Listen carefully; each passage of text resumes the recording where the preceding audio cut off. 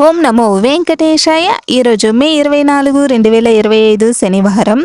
ఈరోజు మధ్యాహ్నం 3 గంటలకు తిరుమల తిరుపతికి సంబంధించిన అకామిడేషన్ కోటా అయితే ఆగస్టు నెలకు సంబంధించినవి రిలీజ్ చేస్తూ ఉన్నారండి.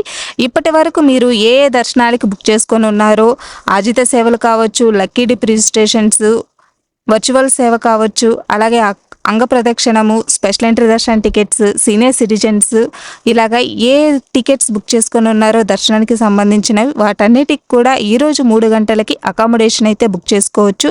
బుక్ చేసుకునేటప్పుడు ఏ రూల్స్ పాటించాలి, ఎవరికి బుక్ అవుతుంది, ఎవరు బుక్ చేసుకోలేరు అనేసి క్లియర్గా మన ఛానల్లో వీడియో అయితే ఉందండి.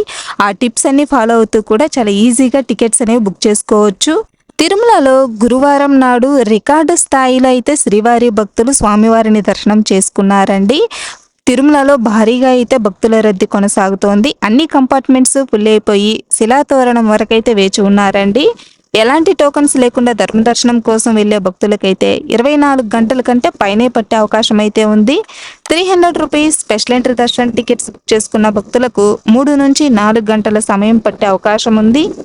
3 SSD టోకన్స్, దివ్య దర్శనం టోకన్స్ తీసుకున్న భక్తులకైతే 5 నుంచి 7 గంటల లోపలే దర్శనం అయిపోవచ్చు. ఈ సమయాలన్నీ కూడా భక్తుల రద్దీని బట్టి మారుతూ ఉంటుంది. భక్తులైతే ఈ విషయాన్ని గమనించాలి. మనకు ఈ ఫ్రీ SSD టోకన్స్ తిరుపతిలో మెయిన్ బస్ స్టాండ్కి ఆపోజిట్లో ఉండే శ్రీనివాసం కాంప్లెక్స్లో, రైల్వే స్టేషన్కి బ్యాక్ సైడ్లో ఉండే విష్ణు నివాసం, అలిపిరి దగ్గరే ఉండే భూదేవి కాంప్లెక్స్లో ప్రతిరోజు రాత్రి 9 గంటల నుంచి అయితే ఇస్తూ ఉంటారండి.